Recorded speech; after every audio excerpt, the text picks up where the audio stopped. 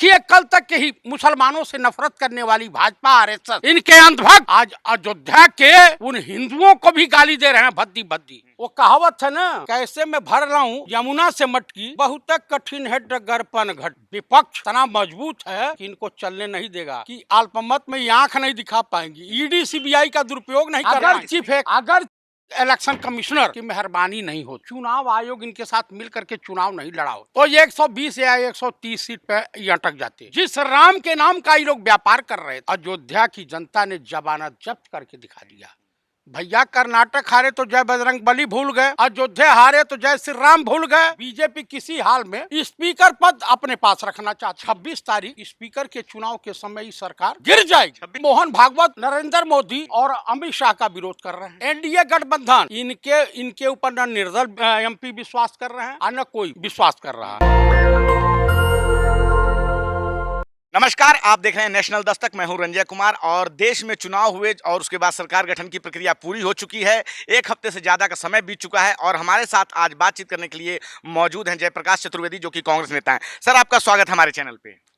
मैं आपके चैनल को और आपके चैनल के देखने वाले सभी को नमस्कार करता हूं, खैर मकदम करता हूं और अच्छे तरह की सलाह देता हूं कि कृपया आप लोगों को जिस प्यार मोहब्बत के साथ ये चुनाव को समाप्त करवाया, सेम उसी प्यार मोहब्बत के साथ रहिए, किसी की बहकावे में मत आइए। सरकार गठन की प्रक्रिया पूरी हो चुकी है और ऐसे में अब एक हफ्ते से ज़्यादा का समय बीत चुका है और अभी जो है केंद्रीय कृषि मंत्री शिवराज चौहान ने कहा है कि सबसे पहला काम हम किसान सम्मान निधि योजना के तहत जो है 20,000 करोड़ रुपए की जो किस्त है वो किसानों को देना चाहते हैं और भी तमाम और जन कल्याण पे काम करेंगे हम।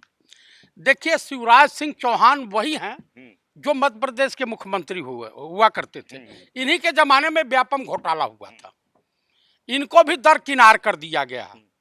बहुत मुश्किल बेचारे लोकसभा जीत करके आए हैं।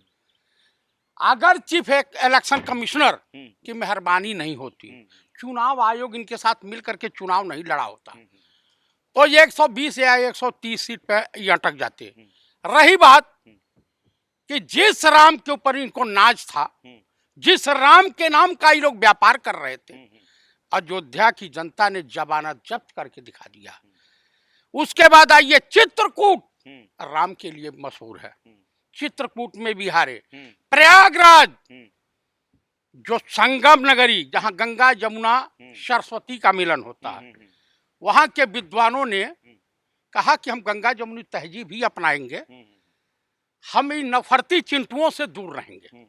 वहां से भी देखिए, कल तक के ही मुसलमानों से नफरत करने वाली भाजपा आरएसएस, इनके अंधभक्त आज अयोध्या के उन हिंदुओं को भी गाली दे रहे हैं भद्दी भद्दी। इनके कई नेता जो है बड़े खफा हैं और सबसे ज्यादा चेहरा तो उतरा हुआ है अगर देखने को, वो है योगी आदित्यनाथ का, जिन्होंने बांसगांव की सीट, गोरखपुर, देवरिया, पडरौना, महाराजगंज और उसके बाद जो है डुमरियागंज की सीट बेईमानी से जितवा करके दे दिया बीजेपी के कोटे में। अभी गोरखपुर जो है, जो लिस्ट है कितने परसेंट वोट हुआ, कितना किसको मिला, कितने वो दे नहीं रहा है। आजकल आनाकानी कर रहा है। तो आजकल जो ब्यूरोक्रेट है, आईएएस आईपीएस, ये भी सरकार की गुलामी करते हुए देखे जा रहे हैं। अभी आपने राजस्थान में भी देखा है, एक माँ और पिता को जो फर्जी केस में बंधक बनाया है और छोटी सी बच्ची धरने पे बैठी हुई है शहीद स्थल पर। तो इनकी जहां जहां सरकारें हैं, चाहे उत्तर प्रदेश हो, मध्य प्रदेश हो, राजस्थान हो, छत्तीसगढ़ हो, जहां पे इनकी सरकार है वहां पे महिलाओं के साथ अत्याचार, दलितों के साथ अत्याचार। एक सवाल लीजिए कि प्रधानमंत्री मोदी जय जगन्नाथ का नारा दे रहे हैं। भैया, कर्नाटक हारे तो जय बजरंग बली भूल गए, अयोध्या हारे तो जय श्री राम भूल गए, अब जय जगन्नाथ। केदारनाथ गए तो मुगलों के जमाने में कई 100 किलो सोने का वहां पर परत लगी हुई थी। इनके जाने के बाद सोना जो है पीतल में तब्दील हो गया। आप उसके बाद जगन्नाथ में क्या स्थिति होगी, ईश्वर मालिक है। इनके साथ देखिए भस्मासुर हैं, बीजेपी वाले भस्मासुर के रूप में मशहूर हैं। इन्होंने वहां के मुख्यमंत्री के सर पे हाथ रखा, नवीन पटनायक, उनकी दुकान साफ। वो ये राजशेखर रेड्डी था, क्या नाम था, जगन मोहन रेड्डी, जगन मोहन रेड्डी के सर पे हाथ रखा, दुकान साफ। आप ये संकेत किनको देना चाहते हैं इस भाषा के द्वारा? ये संकेत इनके जो घटक दल है, चाहे नीतीश बाबू हो या टीडीपी के अध्यक्ष, इनके 4 सांसद को जो राज्यसभा में थे टीडीपी के, उनको अमित शाह निगल गए थे, अपनी पार्टी मिला लिया, कोई नहीं सुना था नहीं। इसीलिए नहीं स्पीकर पद के लिए झंझट है कि पार्टी नहीं तोड़ पाएंगे, स्पीकर हमारा रहेगा। लेकिन बीजेपी किसी हाल में स्पीकर पद अपने पास रखना चाहती है। तो मेरे कहने का अभिप्राय यह है कि कुल मिलाकर के ये लगभग हमको लग रहा है कि 26 तारीख स्पीकर के चुनाव के समय ही सरकार गिर जाएगी। 26 तारीख को ही गिर जाएगी? हाँ, ऐसा प्रतीत हो रहा है, ऐसा विद्वानों का मानना है, ऐसा राजनीतिक विश्लेषक जो पत्रकारों का मानना है। क्योंकि मोहन भागवत नरेंद्र मोदी और अमित शाह का विरोध कर रहे हैं, दिखावटी। वो चाहते हैं कि संजय जोशी भाजपा के राष्ट्रीय अध्यक्ष बने। संजय जोशी और नरेंद्र मोदी में 36 के आंकड़े हैं। अगर संजय जोशी आ जाते हैं तो नरेंद्र मोदी मार्गदर्शक मंडल में जाने से कोई रोक नहीं पाएगा। अब ये सरकार देखिए, गए थे इटली, कौन सा शिखर G23 की बैठक, G7 की बैठक थी। G7 में गए, भारत के प्रधानमंत्री का पहली बार इतना बड़ा पतन अगर हुआ है कि एयरपोर्ट में ये वेट कर रहे थे कि हमको कोई लेने रिसीव करने आया या नहीं। लेकिन स्थिति ये हो गई कि इनको कोई रिसीव करने नहीं आया। कारपेट रेड लगी हुई है। ये करीब आधा घंटा पौना घंटा वेट करते रहे, उसके बाद ये चुपचाप आए। यहाँ गड़बड़ाहट देखे, बस इटली रुकना था। वहाँ की कौन सी पीएम है वो लेडीज, मेलोनी से भी इनका मेल, वहाँ तो बाय बाय हो गया। अच्छा, भाजपा के लोग पूछ रहे हैं कि हम 240 सीटों के साथ देश की सबसे बड़ी पार्टी हैं, हमने सरकार भी बना ली है, तो कांग्रेस क्यों खुश है? उनके पास तो मात्र 100 सीटें हैं। हमारे पास 103 सीटें हैं, वो गलतफहमी में। हाँ, उनके पास 100, हमारे पास 103 सीटें। इंडिया गठबंधन के पास 243 सीटें हैं, इनकी 241 हैं। एनडीए गठबंधन, इनके ऊपर न निर्दल एमपी विश्वास कर रहे हैं और न कोई विश्वास कर रहा है। वैसे इनके साथ जाने वाले नहीं हैं। अमृतपाल इनके साथ जाने वाला नहीं है। और भी एक निर्दल जीता हुआ है पंजाब से, वो भी नहीं जाने वाला। रावण भी इनके साथ नहीं जाने वाला। रावण मायावती का हश्र देख चुका है। तो जितने भी 18-20 निर्दल हैं, तो 3-4 तो आ गए, पप्पू यादव समेत। तो कुल मिलाकर के अच्छा जितने भी सेकुलर दल हैं वो इनके झांसे में नहीं, इनको बड़ी अच्छी तरीके से पहचानते हैं। अखिलेश भी पहचानते हैं, लालू प्रसाद जी भी पहचानते हैं, नीतीश भैया भी पहचानते हैं, टीडीपी के राष्ट्रीय अध्यक्ष भी पहचानते हैं।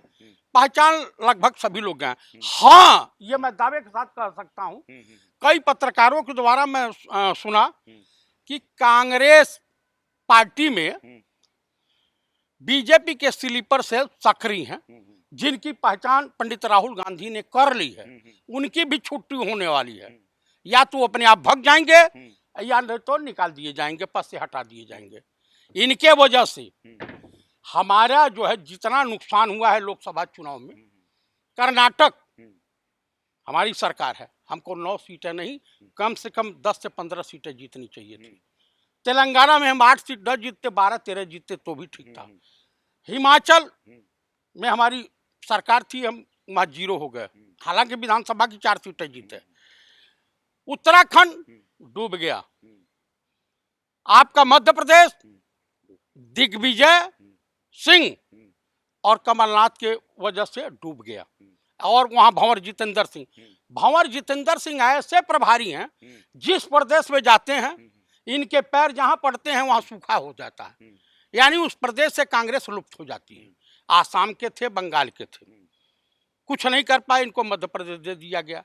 पता नहीं किसको ही घूस घास देता है।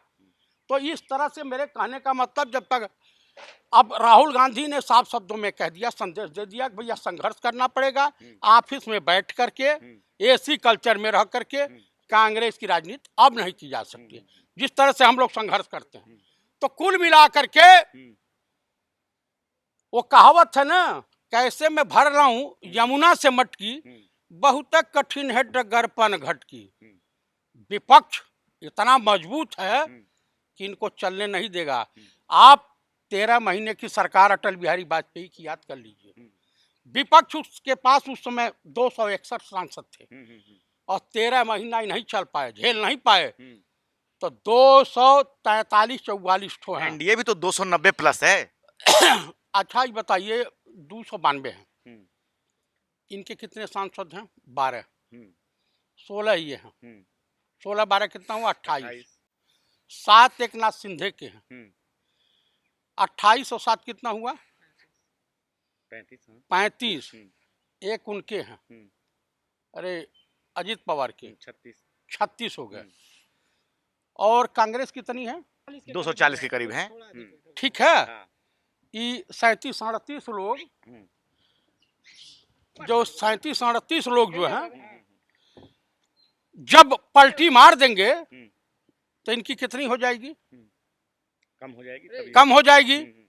और उस स्थिति में नरेंद्र मोदी को कभी भी अल्पमत की सरकार चलाने का अनुभव नहीं रहा। आप हमें ये बताइए कि जिस तरह से आप ये दावा कर रहे हैं कि उधर से लोग इधर आ जाएंगे, क्या इधर से लोग उधर नहीं चले जाएंगे? क्योंकि पिछले 10 सालों में लगातार हमने यही देखा है कि लोग कांग्रेस से उधर जा रहे हैं या अन्य दलों से भाजपा की ओर जा रहे हैं। ये आप भी जानते हैं। ये मैं भी जानता हूँ, खरीद फरोख्त।